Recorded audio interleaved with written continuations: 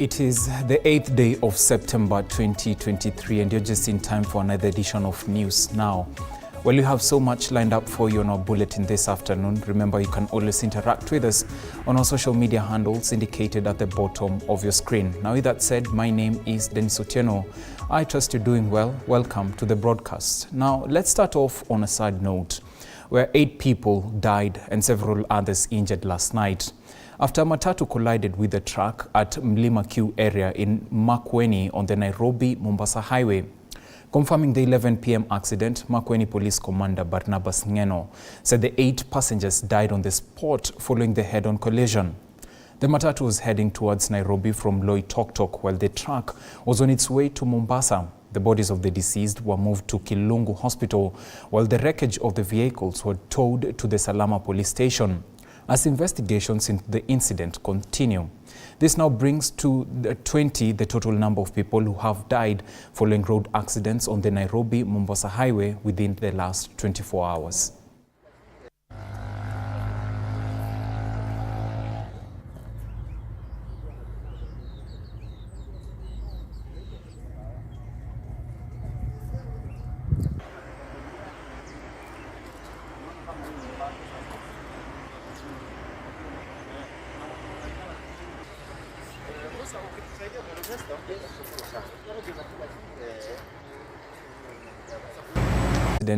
Who are recuperating from hospital. Now, moving on. The Supreme Court has dismissed the appeal that sought to have the suspension of the Finance Act 2023 reinstated. Citing the lack of jurisdiction in the matter, the Supreme Court quashed the motion set by Okia Omtata at the Supreme Court seeking for stay of conservatory orders to have the Finance Act 2023 from being implemented. The 7 judges, headed by Chief Justice Martha Koome, while dismissing the petition, struck out submissions filed, citing that they had been filed out of time.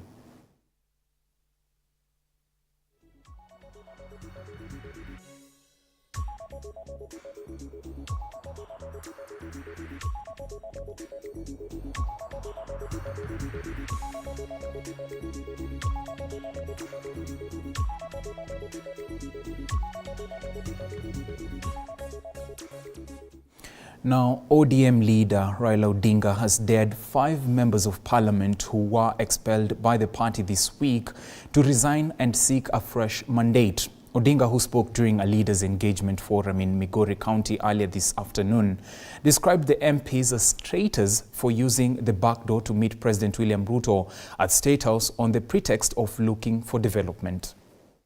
Sasa wewe unajitokeza kisirisiri usiku unasikia umeitwa sijui na nani, waziri fulani, sijui permanent secretary, hatumaenda Ikulu.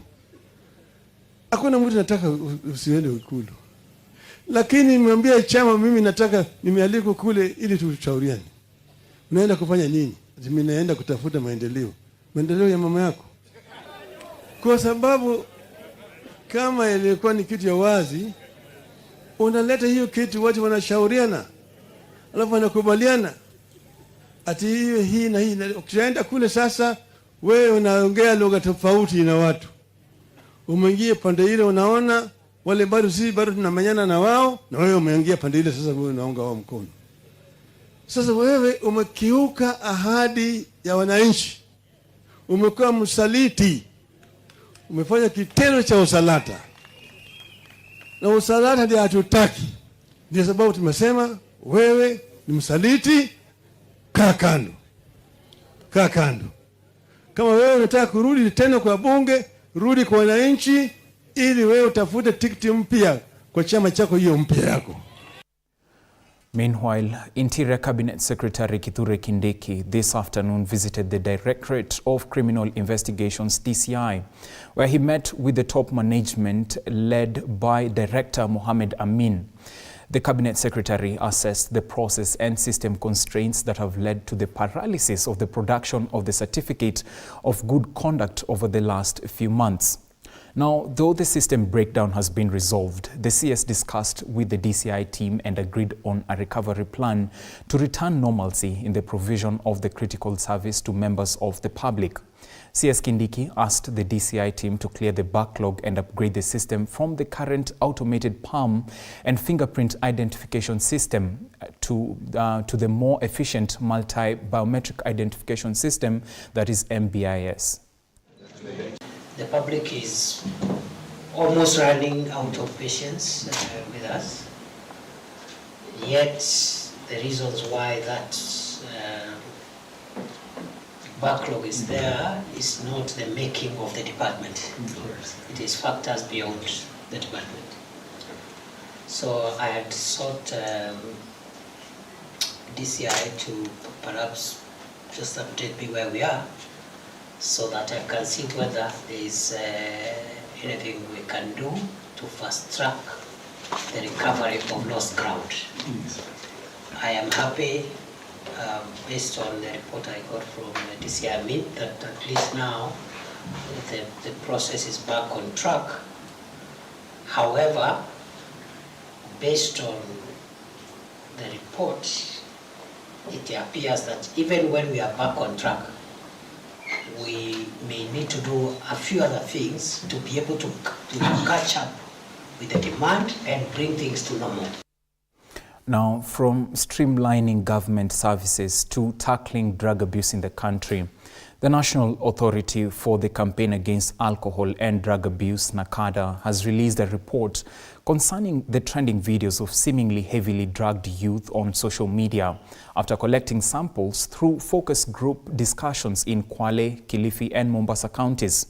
Addressing the media in Mombasa, Nakada CEO John Muteti states that the symptoms discovered had been as a result of polydrug use and heroin overdose, rather than the use of fentanyl drug, which they had been suspecting. Which we really suspected could have been the cause of this. And as you know, it is a very dangerous drug. Countries where this drug has been reported has shown very devastating effects. In the US, the South Africa, and quite a number of those countries, we have seen that this is a very, very dangerous, drug, and we were worried that it might have found its way into the country. So that was our biggest worry. So from this preliminary activity, we have also discovered that the zombie-like symptoms among drug users can be attributed to either one or a combination of the following factors. 1, high dosage of heroin. 2, combination of heroin and with high dosage of prescription drugs, especially diazepam and amitriptyline. Diazepam and amitriptyline are drugs which you can buy over the counter, and we suspect that some people may be buying these drugs and then mixing them with heroin. We also suspect that there may be combination of methadone with the heroin. High dosage of such would also bring this kind of behavior. Mono use of combination of heroin and xylazine. This xylazine is a veterinary animal tranquilizer, and if this xylazine is also mixed with the heroin, it might bring this kind of behavior which we have also seen.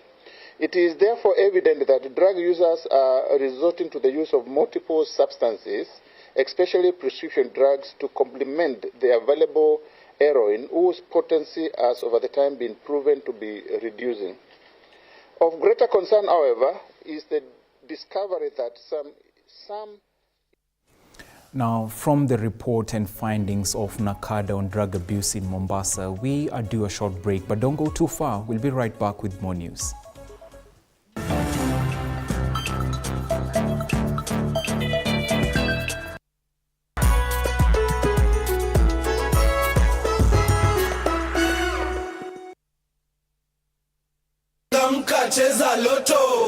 It's bigger! Hourly cash wins! It's the Lotto Metamania! It's raining millions every hour! See your Lotto, cheza.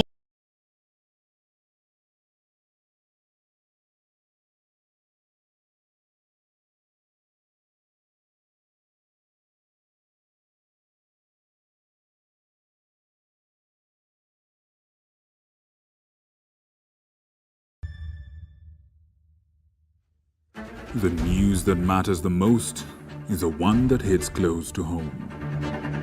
When disasters strike, we are there to inform you.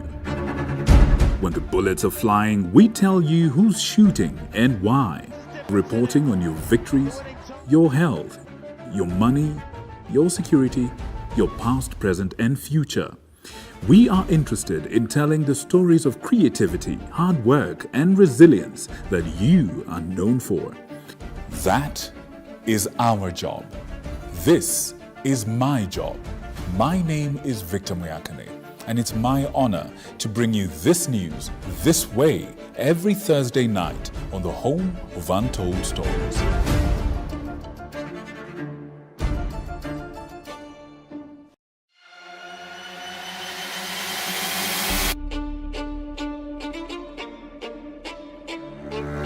Katika majengo haya, hapa ndipo sheria zinapotungwa na zinapopakuliwa. Nitakuletea viongozi mbalimbali, mirengo mbalimbali, wote kwa pamoja wakipika na kupakua. Tutawapa nafasi kuweza kuangazia changamoto na mafanikio ya ugatuzi katika ukumbi wa siasa kila siku ya Jumanne kuanzia saa 1 kamili na kuendelea.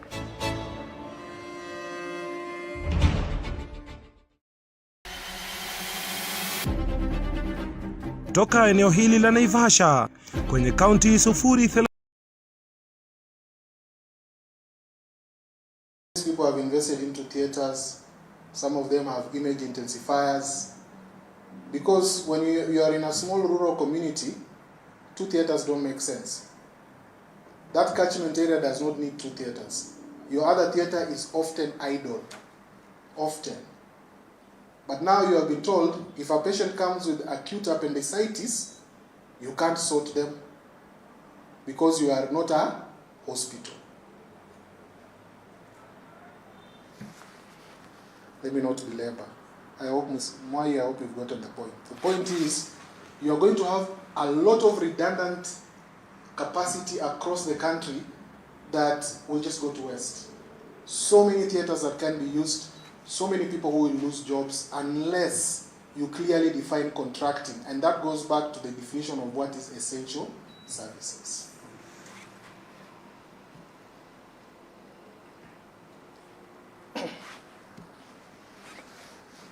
Thank you very much. Remember, as the country is doing everything possible to improve the health sector, so much has been done to improve the mental health of many Kenyans in the country with the fight against drug abuse. Now, the graduation ceremony of the first cohort of rehabilitated men is currently underway at the Deputy President's residence in Karen. The Second Lady, Dorcas Rigathi, is hosting at least 83 men who were addicted with drugs from the Mount Kenya region. Now, take a look. I want to thank God for a gift that He gave to my life. That is Rigathi Gachagua.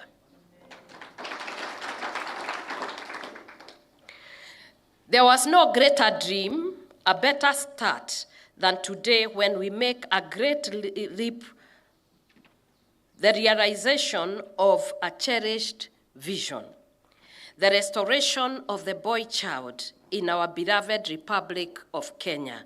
We remarkably go for the chance, the choice, and the future. This momentous occasion stands as a testament to the unwavering resolve and indomitable determination exhibited by the 65 graduates who are gathered today together with the 28 who were in various institutions. And here we have 80 of them sitting here. And when I look at them, only I can thank God. That's why you saw me shedding tears. Sometimes you look at what was and what is, and you can only thank God. This graduation is not only a ceremony, but a function of a resounding victory, a great triumph. It is for this reason that we celebrate your achievement with a pomp and color that you, my sons, deserve. My dear sons, you are ambassadors of hope. Your journey is a strong beam of light for the countless souls ensnared by the clutches of addiction, and from alcohol abuse, drug abuse, and misuse of other substances. Your transformation is a living proof that recovery is not only possible, but is within reach. We are only talking about 3 months of determination and your sacrifice and your determination to stand and to walk to the end, and to listen to the doctors, to listen to the counselors, the psychologists that were there, and even the pastors that were with you. And I'm very proud of you, my sons. I'm so proud. You can clap for yourself.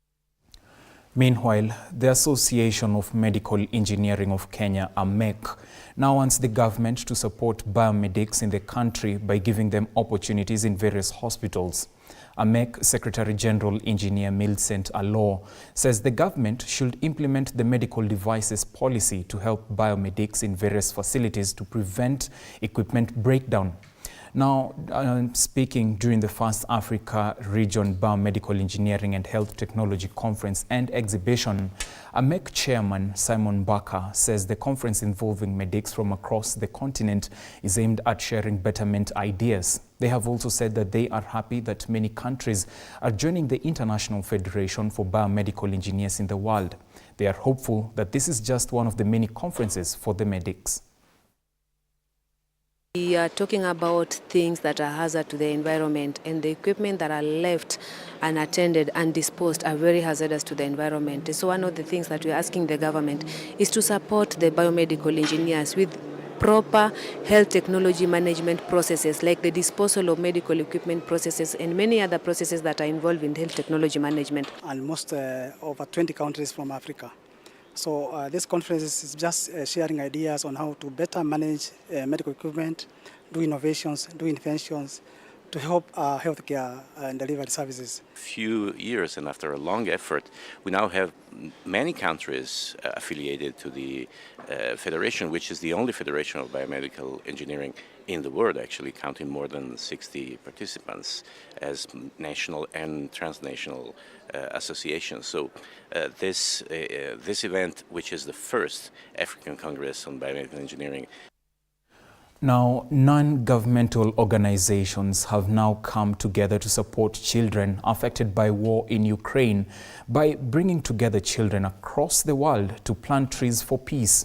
The global campaign for the children of Ukraine aims to raise funds to give psychological therapies, social support, and build classrooms for children who have been affected by the war conflict in Ukraine.